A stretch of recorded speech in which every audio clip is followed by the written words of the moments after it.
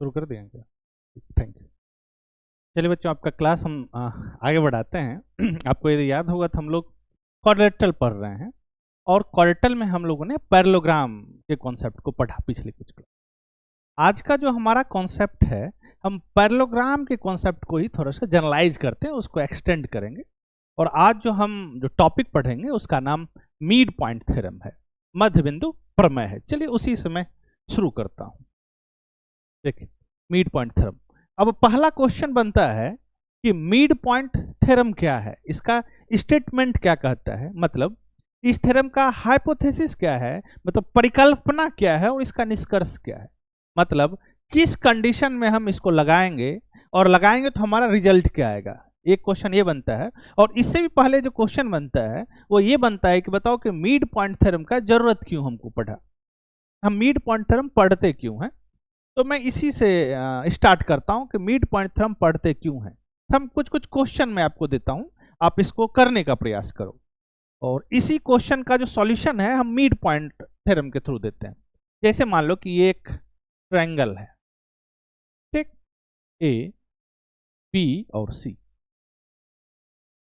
ई जो है वो बी सी ए बी का मिड पॉइंट है, और एफ जो है वो ए सी का मिड पॉइंट है। हमने ई एफ को ज्वाइन किया। अब हमारा क्वेश्चन है कि क्या आप ई एफ का जो लेंथ है इसका रिलेशन क्या बी सी के साथ है क्या, मतलब क्या आप ई एफ और बी सी में रिलेशन स्टेब्लिश कर सकते हैं। पहला क्वेश्चन ये हुआ। दूसरा क्वेश्चन है कि मान लो कि एक ट्रायंगल है और इसके तीनों साइड के मिड पॉइंट को हमने ज्वाइन किया, ठीक। तब बड़ा वाला ट्रायंगल और छोटा वाला ट्रायंगल में क्या कोई संबंध है, क्या कोई रिलेशन है, ये क्वेश्चन। और इसके बाद हमने एक कोई क्वाड्रेटल लिया, एक जनरल क्वाड्रेटल हमने लिया, और इसके मिड पॉइंट को हमने ज्वाइन किया। अब जो ये क्वाड्रेटल बनते दिख रहा है, इस क्वाड्रेटल में कैसा प्रॉपर्टी होगा। तो इस तरह के जितने भी क्वेश्चन आपको बोर्ड पर दिख रहे हैं, इस तरह के हर एक क्वेश्चन का सॉल्यूशन मिड पॉइंट थ्योरम के पास है, ठीक। तब चलते हैं मिड पॉइंट थ्योरम कहता क्या है, उसके स्टेटमेंट की तरफ का चलते हैं। देखो मिड पॉइंट थ्योरम क्या कहता है, इसको पढ़िए, ये स्टेटमेंट है मिड पॉइंट थ्योरम का। कहता है कि the line segment joining the mid points of two side of a triangle is parallel to the third side. किसी त्रिभुज के किसी दो भुजाओं के मध्य बिंदुओं को मिलाने वाला जो रेखाखंड होगा वह तीसरी भुजा के समानांतर होता है। कोई दिक्कत नहीं, इसको फिगर के सहारे हम लोग समझते हैं। जैसे कि देखो, ए बी सी एक ट्रायंगल है, और ई और एफ जो है ए बी और ए सी का मिड पॉइंट, ठीक ना। मतलब ए बी का मिड पॉइंट ई है और ए सी का मिड पॉइंट एफ है। तब हमने ई एफ को ज्वाइन किया, तब कहता है कि बताओ ई एफ और बी सी में कैसा रिलेशन है भाई, तो E F parallel to B C. मतलब ये कह क्या रहा है, ये कह रहा है कि यदि आप ए बी और ए सी का मिड पॉइंट जो ई और एफ है इस फिगर से, इसको यदि ज्वाइन करते हो तो ई एफ जो है वो बी सी के समानांतर हो जाएगा। ये इसका कंक्लूजन है, कोई दिक्कत नहीं। देखो ये एक थ्योरम है मिड पॉइंट थ्योरम, और जब भी हम थ्योरम पढ़ते हैं तो इसके ट्रूथ को हम लोग स्टेब्लिश करते हैं, इसको प्रूव करते हैं, ठीक। और प्रूव करने का जो जनरल हमारा आइडिया है, तो कहता है कि पहले आप हाइपोथेसिस को चेक करो, मतलब परिकल्पना को चेक करो कि इस थ्योरम का हाइपोथेसिस क्या है, और उसके बाद आप इसके कंक्लूजन को चेक करो कि हमको क्या लाना है। और फिर क्या करते हैं हम लोग, हाइपोथेसिस से स्टार्ट करते हैं और कंक्लूजन तक चलते हैं। तो हमारा काम है कि इस थ्योरम को यदि हम इस रिलेशन को यदि हम स्टेब्लिश करना चाहते हैं, इस थ्योरम को यदि हम प्रूव करना चाहते हैं, तो मेरा काम है कि हम इसके हाइपोथेसिस को ढूंढें और इसके कंक्लूजन को ढूंढें, ठीक। फिर हाइपोथेसिस से कंक्लूजन की तरफ हम ट्रेवल करें बाय द मैथमेटिकल लॉजिक के थ्रू। तो पहला काम है, बताओ इसमें हाइपोथेसिस क्या है। हाइपोथेसिस ये है कि ई और एफ जो है वो ए बी और ए सी का मिड पॉइंट है। देखो इतना पार्ट इस फिगर से हाइपोथेसिस, ये और यहां तक, ठीक। हिंदी में मैं कर दे रहा हूं, देखो हिंदी में ये हाइपोथेसिस। यहां तक, ठीक। और ये जो है ये कंक्लूजन है, ये क्या है, कंक्लूजन। यदि इसमें देखें तो line segment joining the mid point यहां से ट्रायंगल दिस, और ये इसका पार्ट कंक्लूजन, ठीक। यदि हम इसमें हाइपोथेसिस लिखना चाहते, हाइपोथेसिस क्या लिखेंगे बाबू, हाइपोथेसिस लिखेंगे, परिकल्पना हम लिखेंगे, क्या लिखेंगे परिकल्पना, कि E and F are mid points, किसका भाई, A B and A C respectively, A B और ए सी का मिड पॉइंट है। और हमको कंक्लूजन क्या दिखाना है भाई, प्रूव क्या करना है, प्रूव करना है कि ई एफ जो है वह पैरेलल हो जाएगा बी सी के, ये हमारा कंक्लूजन है, ये इसके समानांतर हो जाएगा, ये हमको प्रूव करना है। कोई दिक्कत नहीं, आप हाइपोथेसिस कंक्लूजन समझ गए। अब हम प्रूविंग करते हैं, प्रूविंग करने का क्या तरीका, आप कंक्लूजन को रहने दो, हाइपोथेसिस से हम शुरुआत करते हैं, ठीक। तो हम इसको इरेज करता हूं ताकि हमारे पास जगह बचे। देखो हम इसको कैसे प्रूव करेंगे, आप हाइपोथेसिस समझ रहे हैं, नहीं समझ रहे तो यहां से समझ लेना है, मैं इसको इरेज कर दिया। देखो प्रूव करने के लिए हम यहां क्या करेंगे, आपको याद होगा तो मैंने आपको बताया था कि ज्योमेट्रिकल प्रॉब्लम को सॉल्व करने के लिए कंस्ट्रक्शन एक इंपॉर्टेंट टूल माना जाता है। मतलब कोई भी ज्यामिति का प्रॉब्लम है, यदि उसको सॉल्व करते हो आप, यदि आपको कंस्ट्रक्शन प्रॉपर समझ में आता है, कंस्ट्रक्शन प्रॉपर पता है, तो आप उसको काफी आसानी से रिजॉल्व कर सकते हो, ठीक। तो अब ये है कि इस क्वेश्चन को करने के लिए हम क्या यह डायरेक्ट इतना गिवन इंफॉर्मेशन से प्रूव हो सकता है, इसका आंसर है नहीं। तो क्या करेंगे, need to some type of construction. अब कैसा कंस्ट्रक्शन करेंगे ये इंपॉर्टेंट है।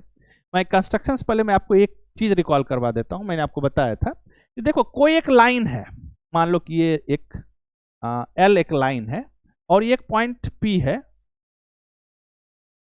जो इस लाइन के आउटसाइड है, इस लाइन के बाहर है, ठीक।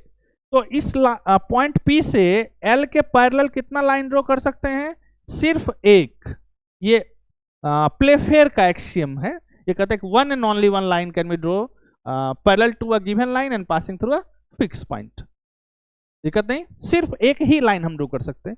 बहुत सारा लोग इसको यूक्लिड, बहुत सारा नहीं ये है ही, यूक्लिड का जो फिफ्थ पोस्टुलेट्स है ये इसके इक्विवेलेंट है, यूक्लिड के फिफ्थ पोस्टुलेट्स के ये समतुल्य है, ठीक। देखो आगे की तरफ हम लोग चलते हैं। अब हम इस कंस्ट्रक्शन का यूज करके इसको हम प्रूव करते हैं। हमने क्या कंस्ट्रक्शन किया, ध्यान से देखना है। हमने एक लाइन कंस्ट्रक्ट किया जो सी से पास करता है और ए बी के पैरेलल है, हमने ऐसा कुछ। और हम फिर इसके बाद क्या ये है, ये इसके साथ पैरेलल है ए बी के साथ, और फिर हमने इसको एक्सटेंड कर दिया। ये जो पॉइंट मिला इसका नाम जी दे देते हैं। आपको कंस्ट्रक्शन पता चला हमने क्या किया, हमने सी से ए बी के पैरेलल एक लाइन ड्रॉ कर सकते हैं, और ये लाइन ड्रॉ कर सकते हैं, इसका गारंटी कौन देता है, जॉन प्लेफेयर। दिक्कत नहीं बालक, देखो ध्यान से। अब दूसरा जो हमारा मोटिव है, ये क्या मोटिव है, हम चाहते हैं कि ये और ये ट्रायंगल को कॉन्ग्रुएंट कर दे, ठीक। क्यों कॉन्ग्रुएंट करें, तो पहले कॉन्ग्रुएंट कर दे फिर इसका मैं बेनिफिट आपको बताता हूं। तो देखो ध्यान से कैसे कॉन्ग्रुएंट करेंगे। ये और ये पैरेलल है, तो आप एंगल ए और एंगल सी में क्या रिलेशन स्टेब्लिश कर सकते हो कि एंगल ए और एंगल सी आपस में इक्वल होगा। कौन सा प्रॉपर्टी, ये अल्टरनेट इंटीरियर के प्रॉपर्टी से, एकांतर अंतःकोण के प्रॉपर्टी से, ये दोनों इक्वल हो जाएगा। एक इंफॉर्मेशन हमारे पास मिला। दूसरा देखो ये और ये आपस में एंगल इक्वल है, एफ और इधर से एफ आपस में इक्वल हो जाएगा। ऐसा क्यों भाई, क्योंकि वर्टिकली अपोजिट एंगल आपस में इक्वल होता है। दो इंफॉर्मेशन मिला। और तीसरा हम ए एफ ये और एफ सी को आपस में इक्वल दिखा सकते हैं। क्यों भाई, क्योंकि एफ जो है, यहां देखो एफ जो है वो ए सी का क्या है भाई, मिड पॉइंट है ना। एफ क्या है, ए सी का मिड पॉइंट है। हम इसी मिड पॉइंट के कॉन्सेप्ट का हम यूज करके ए एफ और एफ सी हमने इक्वल कर दिया by the definition of mid point. कोई दिक्कत नहीं। अब देखो हमारे पास दो एंगल इक्वल और एक साइड इक्वल है, तो by angle side criteria triangle are congruent to each other, एक दूसरे के सर्वांगसम हुआ। और जो ही ये सर्वांगसम हो तो हमारा जो नेचुरल एक काम बनता है कि इसको ओपन करके लिखो। और कैसे ओपन करें, तो संगत भाग के हिसाब से ओपन करेंगे। जैसे देखो हमने लिखा triangle A F E congruent to triangle, बताओ ए किस पर जाएगा? सी पर, क्योंकि ए का कॉरस्पॉन्डिंग भाग क्या है? सी है। एफ किस पर जाएगा भाई? एफ पर ही। और ई जो है वो जी पर जा रहा है। देखो इस तरह से ये दोनों ट्रायंगल कॉन्ग्रुएंट हुआ, और कॉन्ग्रुएंट होने का जो क्राइटेरिया है दिस। हमने कॉन्ग्रुएंट किया तो हमारे पास क्या मिला, ये ध्यान से देखना है। हमने कॉन्ग्रुएंट करके क्या कंक्लूजन यूज में करूंगा ये मैं आपको बता दे रहा हूं। देखो ज्यों ही ये दोनों ट्रायंगल कॉन्ग्रुएंट हुआ तो हम ए ई, ये जो दिख रहा है ए ई, और इसमें ये वाला पार्ट जी और सी में रिलेशन स्टेब्लिश कर सकते। क्या भाई? देखो इधर ए ई और जी और सी पोजीशन देख रहे हो, आपस में क्या होगा? इक्वल होगा। क्यों भाई? यहां लिख देता हूं, देखो ए ई जो है वह इक्वल होगा जी सी का, जी सी से। क्यों भाई? By C P C T, corresponding part of congruence triangle. तो सर्वांगसम त्रिभुज का संगत भाग आपस में बराबर होता है। अब इसका क्या फायदा है ये मैं आपको बताता हूं, ध्यान से देखना। देखो इधर ई जो है वो ए बी का मिड पॉइंट है, हमने इसको ए लिया, इसको भी ए लेना पड़ेगा। और ए ई जो है वह जी सी के इक्वल है इस प्रॉपर्टी से, तो इसका भी मेजर क्या हो गया? ए हो गया। अब आपका काम है कि क्वाड्रिलेटरल बी सी जी ई को ध्यान से देखो। ये एक ऐसा क्वाड्रिलेटरल बना जिसका अपोजिट पेयर तो पैरेलल, अपोजिट साइड का पेयर, एक पेयर तो पैरेलल है, मतलब यहां बीई और सी जी आपस में पैरेलल है। लिख देते हैं बीई पैरेलल टू सी जी। क्यों भाई? बाय द कंस्ट्रक्शन, हमने ऐसा कंस्ट्रक्शन किया। और दूसरा प्रॉपर्टी हमको यहां से मिला कि देखो इधर बीई और सी जी आपस में इक्वल है, बीई इक्वल टू सी। अब इस दोनों प्रॉपर्टी को यदि एक साथ हम लिखें इसको, तो एक ऐसा क्वाड्रिलेटरल है जिसका एक पेयर अपोजिट साइड का पैरेलल भी है और इक्वल भी है। तो यदि किसी क्वाड्रिलेटरल में हमको मिल जाए कोई एक पेयर पैरेलल और इक्वल, तो हम क्या कंक्लूजन पे जाते हैं? वो कैसा क्वाड्रिलेटरल है? वह एक पैरेललोग्राम है। ठीक, तो हम यहाँ पे क्या कंक्लूजन पे आए? ये क्या बन गया भाई? ये एक पैरेललोग्राम बन गया, मतलब एक समानांतर चतुर्भुज बन गया। ठीक, मतलब हमारे पास क्या बना? बी सी जी ई, ये एक पैरेललोग्राम बना। और ज्यों ही पैरेललोग्राम बना, पैरेललोग्राम का प्रॉपर्टी कहता है कि अपोजिट साइड का पेयर एक दूसरे के समानांतर होता है, पैरेलल होता है। तो हम यहां से कह सकते हैं कि BC जो है EG के पैरेलल है, और EF जो है EG का एक सेगमेंट है, पार्ट है। देयरफॉर BC जो है EG के पैरेलल हो गया। तो हमने इसको प्रूव कर दिया, कोई दिक्कत नहीं। तो यहां हमने देखो क्या क्या हमने यूज किया। हमने पहले कंस्ट्रक्शन किया, कंस्ट्रक्शन का यूज करके हमने इस पार्ट को कॉन्ग्रुएंट किया, और उसके बाद हम इस क्वाड्रिलेटरल को पैरेललोग्राम प्रूव किए। और ये जो हमने रिजल्ट यहाँ लाया है ये पैरेललोग्राम का के रिजल्ट का कंक्लूजन है, कोई दिक्कत नहीं। तो ये हमने स्टेप इसमें यूज किया, आप एक बार इसको देखो, फिर हम आगे चलेंगे।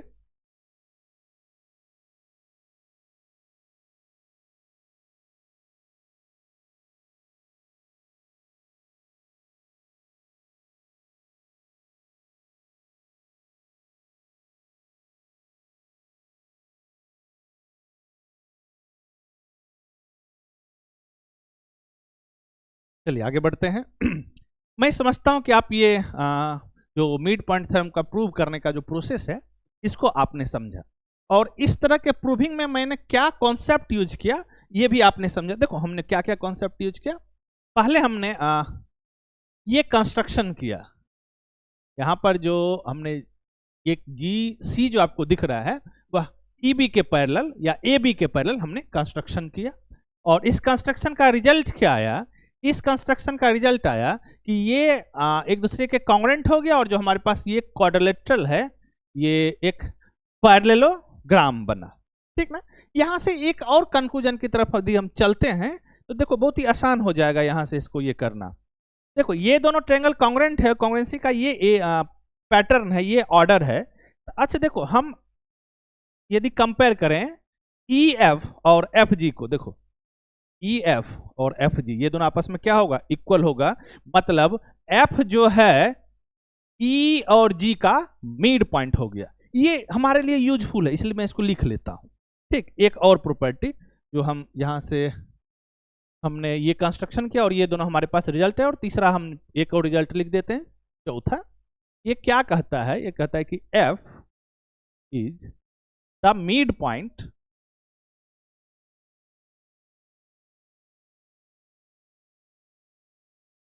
ऑफ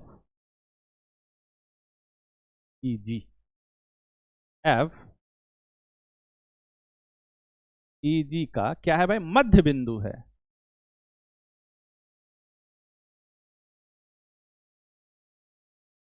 कैसे आया, तो CPCT का हमने यूज, ये बहुत ही इंपॉर्टेंट रिजल्ट है, इसका हम यूज करेंगे। यहां तक आपको दिक्कत नहीं होना चाहिए। और कैसे आया, तभी तो हमने आपको बताया कि हमने CPCT का यूज किया, दोनों कॉन्ग्रेंट है, तो FE और ये पोजीशन जो है क्रॉसपॉन्डिंग पोजीशन है, तो ये दोनों आपस में इक्वल होने वाला, ये हमने कंक्लूजन के इसका कंक्लूजन हमने यूज किया। चलिए अब हम आगे बढ़ते हैं और हम मिड पॉइंट थ्योरम से संबंधित कुछ हम लोग उप प्रमेय जो करली है, जो डायरेक्ट डिडक्ट किया जा सकता है मिड पॉइंट थ्योरम से, हम उसको करते हैं। चलो उसकी तरफ बढ़ते हैं। लेकिन रुक जाओ, तो मैं उस पर जाने से पहले मैं इसके प्रूविंग का एक और मेथड में आपको दे देता हूं।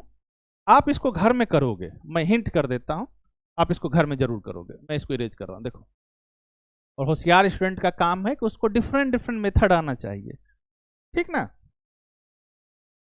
यहां पर क्या कंस्ट्रक्शन था आपको पता चला, मैं एक अलग कंस्ट्रक्शन आपको बताता हूं। देखो कैसा कंस्ट्रक्शन हमने अभी क्या किया था कि एक लाइन हम ड्रॉ किए थे सी से पास करता हुआ AB के पैरेलल। मैं कह रहा हूं ऐसा मत करो, हम एक लाइन यहां से ड्रॉ कर लिए और कैसे ड्रॉ किया कि EF का जितना लेंथ है उतने लेंथ इसको लेके काट लिए और इसका नाम G दे।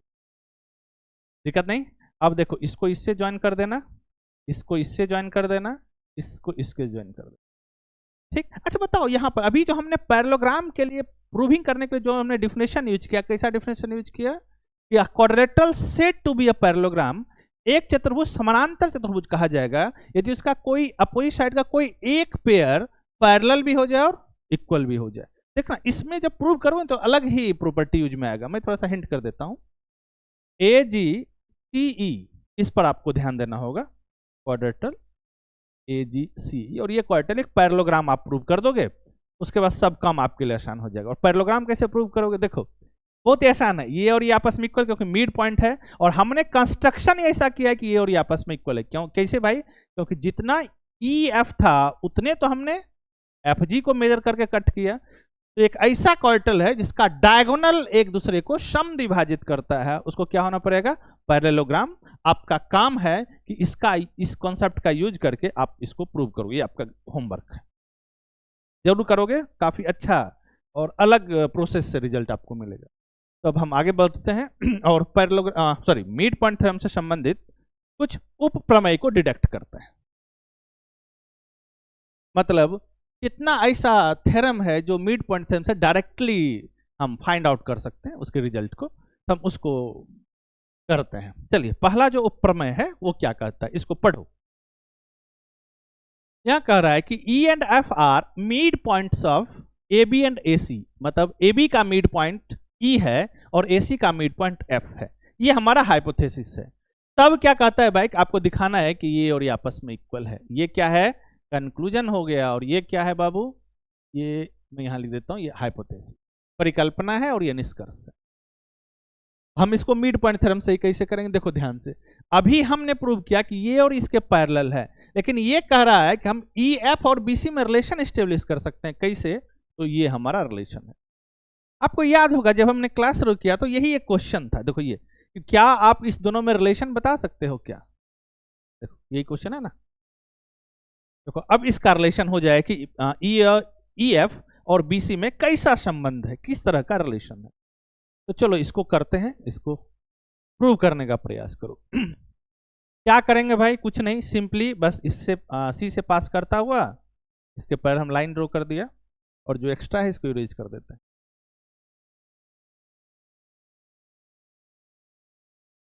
और इसको हमने इसे ज्वाइन कर, का नाम हमने G दे दिया।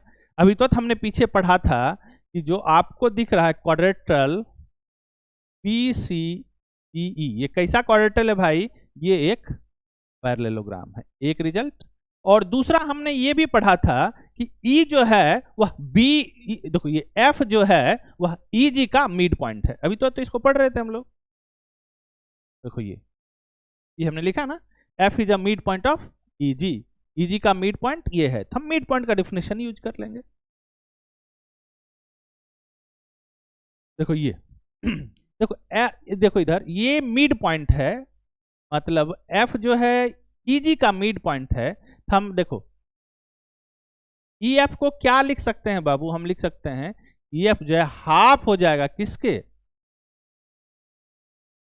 जीई के या ईजी के। ठीक, ये मिड पॉइंट का डिफिनेशन है, ये मैं आपको करवाया हूं। ठीक, यदि मिड पॉइंट है तो ऐसा रिलेशन आता है। क्या हम लिख दिया, देखो ईजी को हमने लिख दिया ई एफ को हमने लिख दिया ईजी का हाफ, ई एफ को क्या लिख दिया हमने, हाफ ऑफ ईजी। क्यों भाई, मिड पॉइंट का कॉन्सेप्ट यूज। अब पैरेललोग्राम का कॉन्सेप्ट यूज करते हैं। अपोजिट साइड आपस में क्या होता है, इक्वल होता है। तो हम क्या लिख सकते हैं बच्चा, हम लिख सकते हैं कि B C equal to EG. क्यों, अपोजिट साइड पैरेललोग्राम का इक्वल होता है। अब यहां पर ईजी का वैल्यू हम क्या सब्स्टिट्यूट करते हैं, 2 टाइम ई एफ। तो बीसी का वैल्यू कितना आ गया, 2 टाइम ई एफ। यही तो हमको स्टेब्लिश करना था, दिक्कत नहीं। देखो ये हमारे पास रिजल्ट आ गया। अब हमारे पास क्या मिला भाई, कि यदि ई और एफ ए बी और ए सी का मिड पॉइंट है, तो यदि इसको ज्वाइन करूं तो इसके पैरेलल भी होगा, और साथ ही साथ बी सी और ई एफ में कैसा रिलेशन हो जाएगा, बी सी जो होगा ई एफ का ट्वाइस होगा। मतलब ई एफ यदि निकालना है तो बी सी का क्या हो जाएगा, हाफ हो जाएगा। तो हमारे पास एक और प्रॉपर्टी ऐड हुआ मिड पॉइंट थ्योरम में। इसको आप देखिए, फिर हम आगे चलेंगे।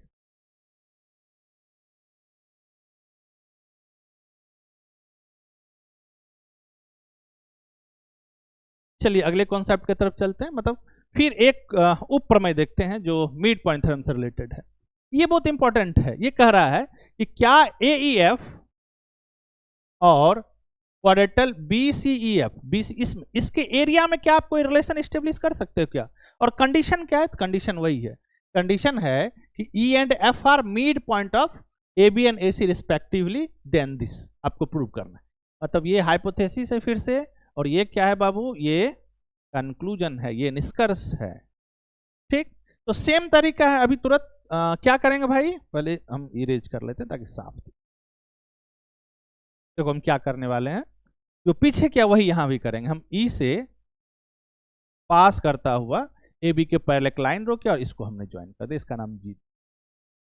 ठीक, हम अब क्या कह सकते हैं कि जो हमारे पास बी सी ई है, ये क्वाड्रेटल, कैसा क्वाड्रेटल है, ये एक पैरेललोग्राम है। अभी तो पीछे भी किया।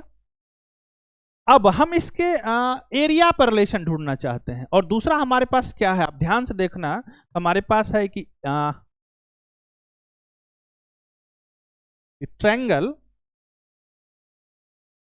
ए एफ ई और ट्रायंगल सी एफ जी में कैसा रिलेशन है। हमने पीछे इसको प्रूव किया कि ये दोनों सर्वांग सम है, कॉन्ग्रेंट है।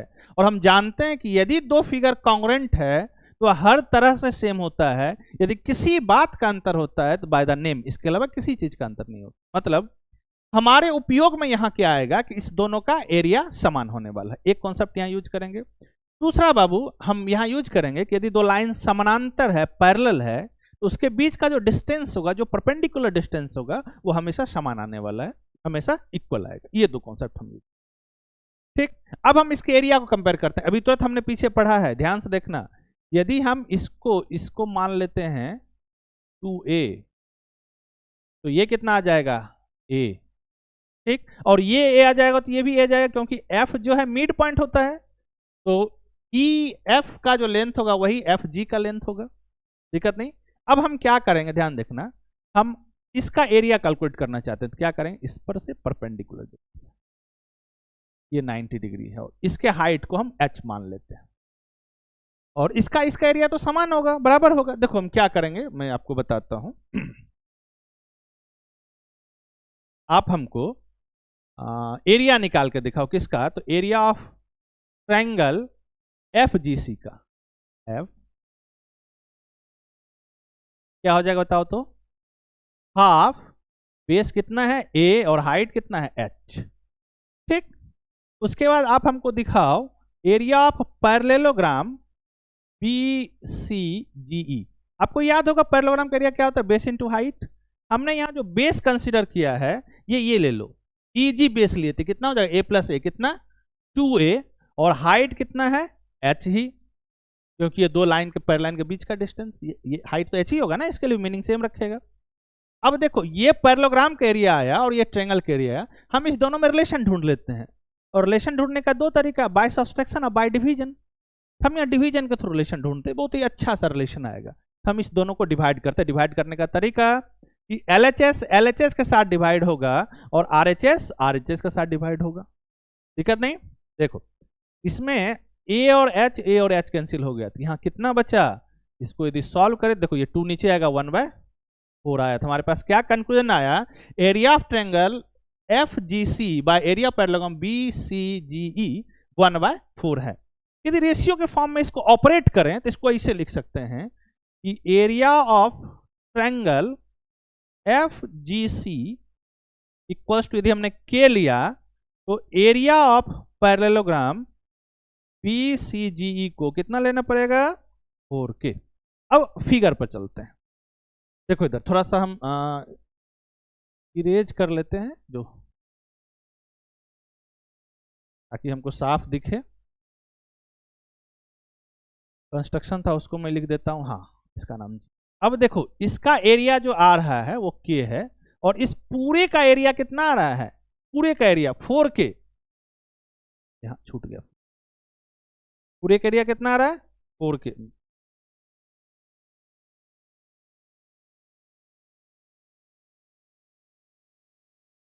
बताओ ये पूरे का एरिया 4K, इसका एरिया K थे, बचा हुआ का इतना पार्ट का एरिया कितना हो जाएगा 3K, 4K माइनस K, और ये K है तो ये भी K होगा, क्यों भाई, क्योंकि ये दोनों ट्रायंगल कॉन्ग्रुएंट है। अब इस दोनों का एरिया का रेशियो कितना हो जाएगा, डिवाइड कर लो K/3K, इसको याद रखना होगा, बहुत इंपॉर्टेंट रिजल्ट है, कितना आ गया 1/3। तो ये इसके एरिया का रेशियो हमको मिला। हमने कैसे किया था, मिड पॉइंट थ्योरम का यूज किया, मतलब उसमें जो हमने कॉन्सेप्ट यूज किया उसी कॉन्सेप्ट का हम यहाँ भी यूज किया। ठीक, आप एक बार देखिए, फिर हम इससे संबंधित जितना भी कॉन्सेप्ट पढ़े हैं उस सबको कलेक्ट करेंगे।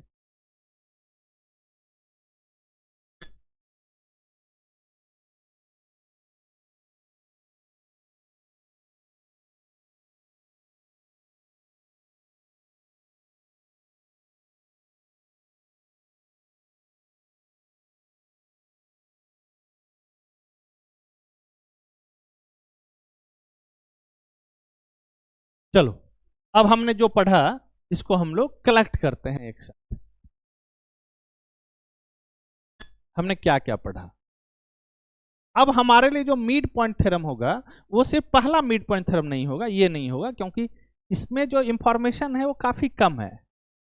हम ये तो बस कह रहा है कि ये एक दूसरे के पैरेलल होता है, बस इतना ही इसका स्टेटमेंट है। हम इसको as a mid point theorem समझेंगे। देखो ये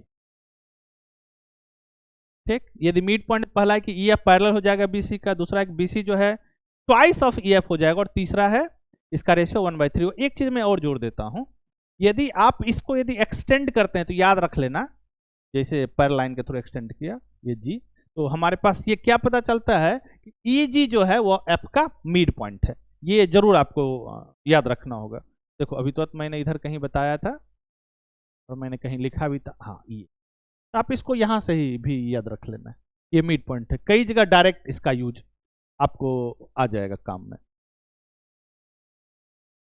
चलो अब हम आगे बढ़ते हैं और मिड पॉइंट थ्योरम से संबंधित, अच्छा आपको एक चीज का तो आंसर मिला जो शुरुआत में मैंने आपसे पूछा था कि बताओ भाई इसका क्या आप रिलेशन दोनों में स्टेब्लिश कर सकते हो। तो हमारे पास ये मिल गया कि हाँ भाई इस दोनों में हमारे पास रिलेशन है, और क्या है रिलेशन, तो EF जो है BC का हाफ होता है, ये हमारे पास एक रिलेशन, कोई दिक्कत नहीं। अब अगला क्वेश्चन है कि बताओ ये जो ट्रायंगल बन रहा है इसके मिड पॉइंट से, क्या अंदर वाला ट्रायंगल और बाहर वाले ट्रायंगल में कोई रिलेशन आप बता सकते हो।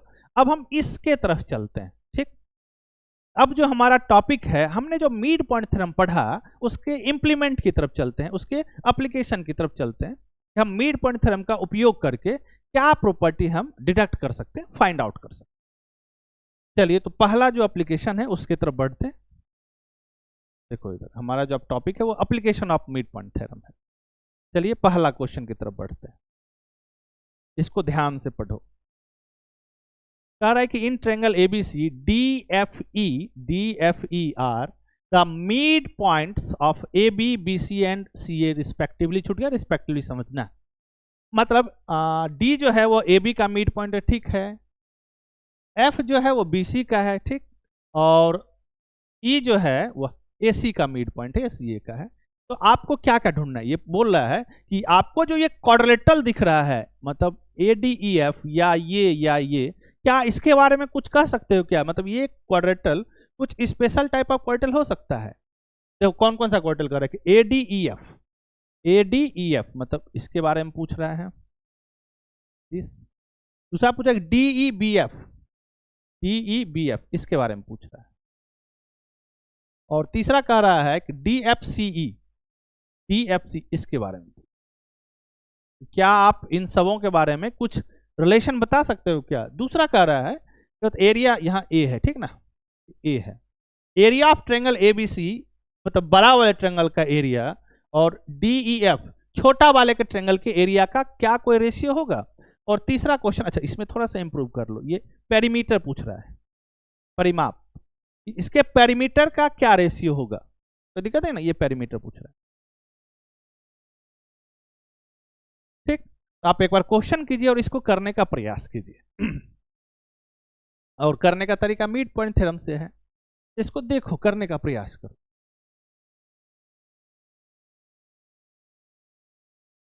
करिए, देखो इसको करने का क्या तरीका हो सकता है, मैं यहां थोड़ा सा बताता हूं। देखो ध्यान से, हमने एक ट्रायंगल लिया, सेम ट्रायंगल वही है ABC। पहले मैं इसको इरेज कर देता हूं।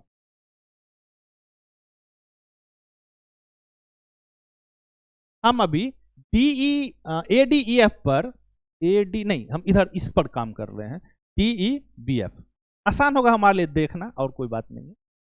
देखो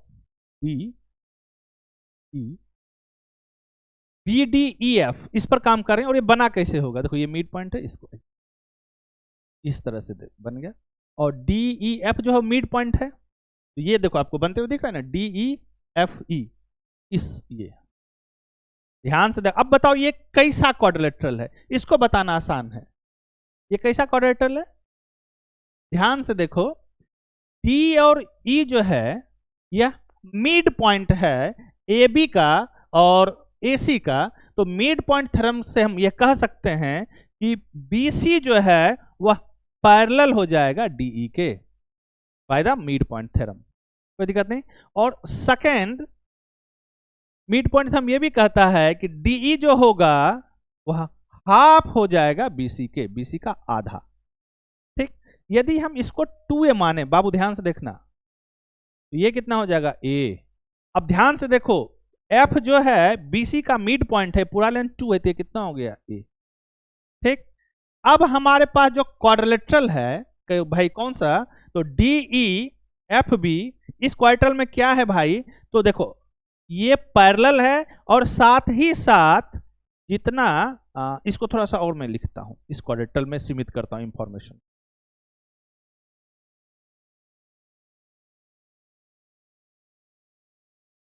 BC था, ठीक ना।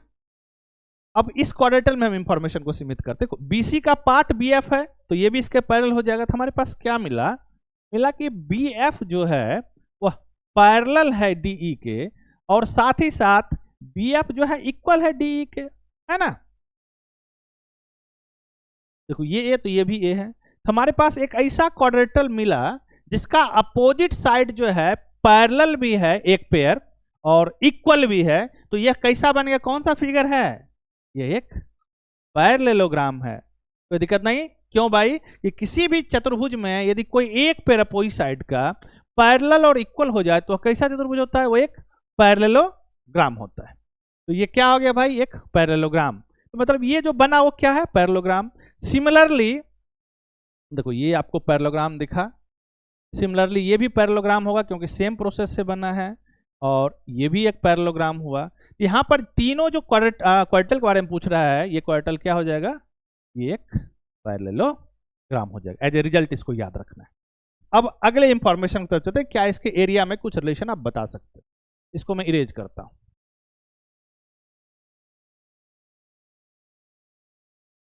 आप लिख लिया करो।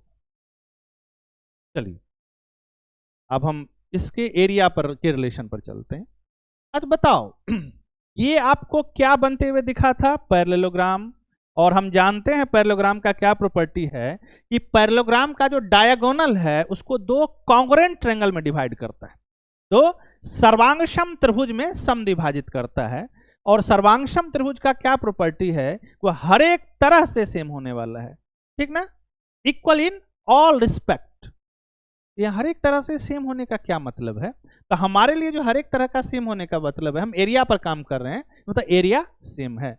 इसका एरिया ए ले लिए, इसका भी एरिया क्या हो जाएगा ए।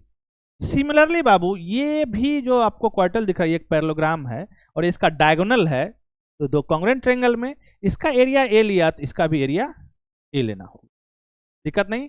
फिर इसमें चलते हैं, सेम प्रोसेस से बना, ये भी पैरेललोग्राम है, इसका डायगोनल है, इसका एरिया ए तो इसका भी एरिया ए। तो बड़ा वाला क्वार्टल का एरिया कितना आया, ए प्लस ए प्लस ए प्लस 4 बार है तो 4a, और छोटे वाला कितना आया ए, इसका रेशियो कितना आ जाएगा, देखो बड़ा वाला पहले लिया 4:1, ये आपको याद रखना, 4:1, तो 4/1 ये रेशियो फ्रैक्शन के फॉर्म में ये है। दिक्कत नहीं, काफी आसान सा इसमें हमने कॉन्सेप्ट यूज किया, diagonal of parallelogram divides parallelogram into two congruent triangle. अब पेरीमीटर का रेशियो पर चलते हैं, इसको मैं फिर से साफ करता हूं,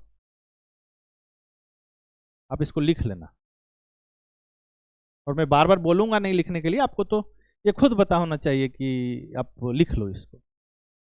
चलिए आगे चलते हैं। अब हम टर्मिनोलॉजी का यूज करके नेमिंग कर देते हैं। मान लो कि एक अपोजिट ये BC है, इसके लेंथ को हम 2a मान लिया,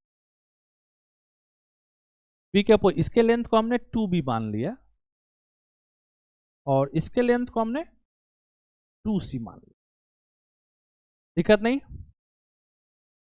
ये 2a है तो ये a हो जाएगा, हाफ होता है, ये 2b है ये b हो जाएगा, और ये 2c है तो ये c हो जाएगा। तो बड़ा वाले का पेरीमीटर कितना है, 2 time a plus b plus c, मतलब 2a प्लस 2b लिख देता हूं, क्या पता तुम लोग कंफ्यूज कर जाओ। बड़ा वाले का जो पेरीमीटर आया वो 2a plus 2b plus 2c, तीनों साइड को जोड़ दिए, यहाँ क्या किया भाई 2 कॉमन कर लो, a plus b plus c। और DEF का छोटे वाले का पेरीमीटर कितना आएगा, a plus b plus c, दोनों का डिवीजन करेंगे, डिवाइड किया तो ये कैंसिल आउट, कितना आ गया 2:1, 2/1, ये याद रखना है। इसको आप लिखो, हम फिर कुछ एक और कॉन्सेप्ट हम बताते हैं।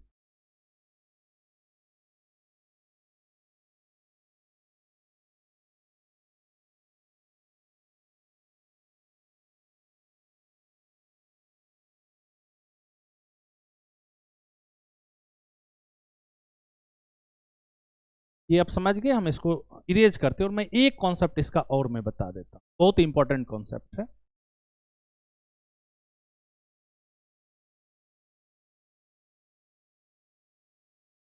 देख लो, मैं बार बार इस बात को कह रहा हूं कि यदि आप फॉलो करोगे इस चीज को तो मैं एक भी कॉन्सेप्ट छोड़ के नहीं जा रहा हूं, तो मतलब आपको कहीं भाग दौड़ करने का जरूरत नहीं है, आपको क्वेश्चन डायरेक्टली एग्जाम में आने वाला है।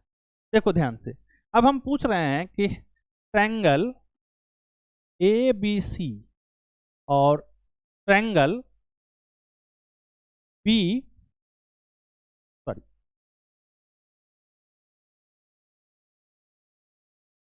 और ट्रायंगल DFE में क्या कोई रिलेशन है एंगल वाइज, एंगल से कोई रिलेशन है, तो ये दोनों इक्यू एंगुलर होता है,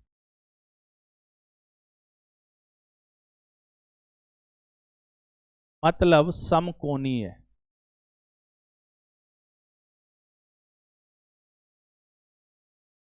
अब समकोणीय का क्या मतलब हुआ कि ऐसा ट्रायंगल जिसका एंगल आपस में इक्वल हो। इसको मैं थोड़ा सा और ब्रीफ बताता हूं, कौन एंगल किसके इक्वल है, ये ध्यान देना है।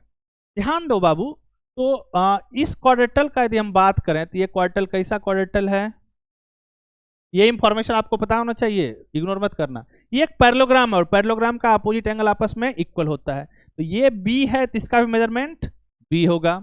सिमिलरली ये सी है तो इसका मेजरमेंट सी होगा, और ये ए है तो इसका भी मेजरमेंट ए होने वाला है। दिक्कत नहीं। इक्विएंगुलर भी, और आपको एंगल का भी पैटर्न पता चला कि देखो ई जो है किसके इक्वल है भाई, बी के equal, angle E angle B के इक्वल है। साथ ही साथ एंगल सी जो है एंगल डी के इक्वल है, और एंगल एफ जो आपको दिख रहा है वह एंगल ए के इक्वल है। इस कंडीशन से ये इक्विएंगुलर हो गया। जब अगला कॉन्सेप्ट पढ़ेंगे कुछ और ट्रायंगल में, तब हम पढ़ेंगे कि ये दोनों ट्रायंगल एक दूसरे के हमेशा सिमिलर होता है, जब हम सिमिलरिटी का, जब हम समरूपता का सिद्धांत पढ़ेंगे तब। अभी के लिए इतना ही इंफॉर्मेशन, ये बहुत ही इंपॉर्टेंट इंफॉर्मेशन है, इसको आप कहीं नोट करो पूरे को, फिर मैं आगे बढ़ता हूं। अब कुछ क्वेश्चन हम इससे संबंधित करेंगे।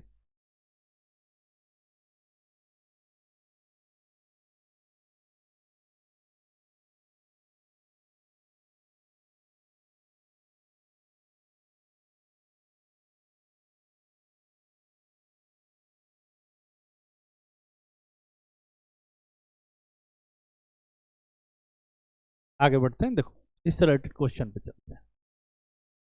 हाँ एक चीज और, अच्छा मैं यहाँ बता देता हूँ, यहाँ पर ही मैं बता दे रहा हूँ। देखो इधर ये दोनों ट्रायंगल में तो एक रिलेशन मिला कि ये इक्विएंगुलर है, दूसरा क्या साइड से क्या इसका रिलेशन दे सकते हो क्या? मतलब बड़ा वाला ट्रायंगल यदि इक्विलेटरल है, छोटा वाला ट्रायंगल क्या होगा, इक्विलेटरल होगा या नहीं होगा? पहला क्वेश्चन। बड़ा वाला ट्रायंगल यदि आइसोसेलेस है, छोटा वाला आइसोसेलेस होगा या नहीं? बड़ा वाला जो ट्रायंगल है वो स्केलिन है, तो छोटा वाला स्केलिन होगा या नहीं? इस पर हम लोग काम कर लेते हैं। चलो क्वेश्चन सही करते हैं। देखो यहाँ क्या कह रहा है, D E F are mid points of side A B B C and C A of an isosceles triangle respectively. और आइसोसेलेस होने का कंडीशन क्या है कि ए बी और ए सी आपस में इक्वल है, तो डी ई एफ जो है वो क्या होगा? ध्यान से देखना, मैं इसको फिगर में बना रहा हूं और इसको एज ए कॉन्सेप्ट समझना है। देखो बालक, ए बी और ये आइसोसेलेस है, ए बी और ए सी आपस में इक्वल है, ए बी और बी सी है आपस में, सॉरी सी को बी कर लेते हैं, हो गया। अब क्या कर रहा है कि डी जो है ए बी का मिड पॉइंट है, डी लिख लिए। ई जो है वो बी सी का मिड पॉइंट है, बी सी का मिड पॉइंट ई, और एफ जो है वो सी ए का है, ठीक है, इसको मिला दो। अब ये जो ट्रायंगल बना डी ई एफ, ये कैसा ट्रायंगल है? कंडीशन है कि ए बी और बी सी आपस में इक्वल है, मतलब ये और ये आपस में इक्वल है, ये आइसोसेलेस है। पूछ रहा है कि बताओ ये आइसोसेलेस, इनडायरेक्ट यही पूछ रहा है कि ये आइसोसेलेस है या नहीं है। ठीक, देखो इधर यदि बी सी और ए बी आपस में इक्वल है तो हम इसको मान लो, यदि इसको इरेज करता हूं मैं, हम इसको 2a मान लिया, ये भी कितना हो जाएगा 2a। अच्छा ये 2a है तो ये कितना हो गया a, और देखो ध्यान से ये 2a है तो ये कितना हो गया a। हमने ऐसा ट्रायंगल चुना मिड पॉइंट का, कैसे हुआ ये? तो मिड पॉइंट थ्योरम से, ये मिड पॉइंट है ना, तो ये जो होता है इसका हाफ होता है और पैरेलल भी होता है, और साथ ही साथ जो हम इधर से चुने ऐसा, और ये मिड पॉइंट लिया तो ये जो है इसका हाफ हो जाएगा, तो यहाँ जो ई एफ है वो ए बी का हाफ हो गया, और ये कितना है 2a, तो ये भी 2a। तो अंदर में एक ऐसा ट्रायंगल बना जिसका दो साइड आपस में इक्वल है, तो कैसा ट्रायंगल हो गया? आइसोसेलेस समद्विबाहुत, इसका ये आंसर हुआ। हमारे लिए आंसर से ज्यादा इंपॉर्टेंट ये है कि आइसोसेलेस ट्रायंगल यदि हमने चुना और उसके साइड के मिड पॉइंट से जो बना ट्रायंगल है वो भी आइसोसेलेस ही होगा, वो कैसा होगा? समद्विबाहु होने वाला। ये इंपॉर्टेंट कॉन्सेप्ट हमारे पास है। चलिए अगले तरफ चलते हैं। देखो ये कैसा है, ये ए बी और बी सी सी आपस में इक्वल, तो ये इक्विलेटरल है, और बी ई जो है इसी के कम, तो ये मिड पॉइंट है। ए एफ जो एफ सी ये भी मिड पॉइंट है, और ए जी जो है जी ये भी मिड पॉइंट। और पूछ रहा है कि जो मिड पॉइंट से ज्वाइन करने से जो ट्रायंगल बना ई जी एफ दिस, ये कैसा है? अभी तो पढ़े हैं आइसोसेलेस से क्या बना, आइसोसेलेस। अब देखते हैं इक्विलेटरल से क्या बनता है, हम कॉन्सेप्ट यूज कर लेते। देखो ये 2a ले लिया बालक, तो सब इक्वल है तो इसको भी 2a लेना पड़ेगा और इसको भी 2a लेना पड़ेगा। ये 2a है तो ये a मिड पॉइंट थ्योरम से, ये 2a है तो ये a और ये 2a है तो ये a। ये एक ऐसा ट्रायंगल बना जिसका तीनों साइड आपस में क्या है, इक्वल है। तो कौन सा ट्रायंगल बन गया भाई, ध्यान से देखो, ये एक इक्विलैटरल ट्रायंगल बना। तो इक्विलैटरल के मिड पॉइंट को ज्वाइन करने से जो ट्रायंगल बनेगा वो इक्विलैटरल बनेगा। स्केलिन के मिड पॉइंट से जो बनेगा वो स्केलिन बनेगा। विषमबाहु के मिड पॉइंट से जो बनेगा वो विषमबाहु होगा। ये कैसा, ये समबाहु त्रिभुज है ना। कैसा है ये इंफॉर्मेशन भी समबाहु का था और जो बना वो भी समबाहु है, दिक्कत नहीं। अगला क्वेश्चन की तरफ चलते हैं, इसको करो। क्या समझ पा रहे हो? The triangle form by the joining the mid points of A side of a triangle, side of A right angle triangle is, मतलब अब हमारे पास जो ट्रायंगल है वो राइट एंगल ट्रायंगल है और राइट एंगल ट्रायंगल के मध्य बिंदु को ज्वाइन करने के बाद जो ट्रायंगल बनता है वो ट्रायंगल कैसा बनता है। इसका यदि जवाब देना है तो एक तरीका है मिड पॉइंट थ्योरम को लॉन्ग एक्सप्लेन करो, और दूसरा तरीका है कि हम इसको इसका यूज कर लें, ये जो अभी हमने बताया कि इसके मिड पॉइंट को ज्वाइन करने से जो ट्रायंगल बनेगा वह ट्रायंगल इक्विएंगुलर होगा, मतलब एंगल जो है इक्वल होगा, और कॉरस्पॉन्डेंस का भी ये मतलब दे रखा है। अब हमारे पास जो यहां दे रखा है ये जो ट्रायंगल है ये एक समकोण त्रिभुज है, तो इससे जो बनेगा वो समकोण तो होगा ही होगा पीछे के प्रॉपर्टी से। तो एक लाइन का इसका आंसर है, यहाँ क्या होने वाला है भाई, ये एक राइट एंगल ट्रायंगल होगा। ठीक, अब हम इसको जनरल कंक्लूजन की तरफ लेके जाएं तो जैसा एक प्रॉपर्टी पढ़े हो हेरिडेटरी, अनुवांशिकता, कुछ कुछ प्रॉपर्टी अनुवांशिक होता है, जैसे डायबिटीज का प्रॉपर्टी अनुवांशिक होता है ना। तो हमारे पास जो मिड पॉइंट का प्रॉपर्टी है वो अनुवांशिक प्रॉपर्टी है, वो इनहेरिट करवा देता है अपने प्रॉपर्टी को, दिक्कत नहीं। मतलब बड़ा वाले ट्रायंगल के पास जैसा प्रॉपर्टी है छोटा वाले ट्रायंगल के पास भी वैसा प्रॉपर्टी है, दिक्कत नहीं। तो देखो इसको हमने एक लिस्ट के फॉर्म में मैंने आपको करवाया, ध्यान से देख लो कि ये हमारे पास एक यदि विषमबाहु त्रिभुज है और उसके मिड पॉइंट को ज्वाइन करने के बाद जो हमको ट्रायंगल बना वो ट्रायंगल कैसा हो जाएगा, विषमबाहु हो जाएगा। यदि समद्विबाहु है तो समद्विबाहु के मिड पॉइंट को हम ज्वाइन करेंगे तो क्या बनेगा, समद्विबाहु। इक्विलैटरल है तो उससे इक्विलैटरल। यदि न्यून कोण ट्रायंगल है तो उसमें भी न्यून कोण बनेगा। राइट एंगल है तो क्या बनेगा, राइट एंगल। और ऑब्ट्यूस है तो ऑब्ट्यूस। और एंगल के क्रॉसपोंडेंस को आपको ध्यान में रखना है, तो हमने क्रॉसपोंडेंस का यहाँ पर हमने लिस्ट आपको बताएगा कौन किसके साथ क्रॉसपोंडेंस रखता है। ये देखो है ना, ये क्रॉसपोंडेंस। तो आप इसको आप करिएगा। मैं आज के क्लास को यहीं खत्म करता हूँ, फिर हम अगले क्लास में मिलेंगे मिड पॉइंट थ्योरम के ही कुछ कॉन्सेप्ट के साथ। आपका काम रहा कि आप आज का जो कॉन्सेप्ट है उसको एक जगह लिस्ट करना, इस पर काम करना, ये काफ़ी आसान कर देगा आपके पाथ को। ठीक है, तो मिलते हैं आपसे अगले क्लास में। Thank you.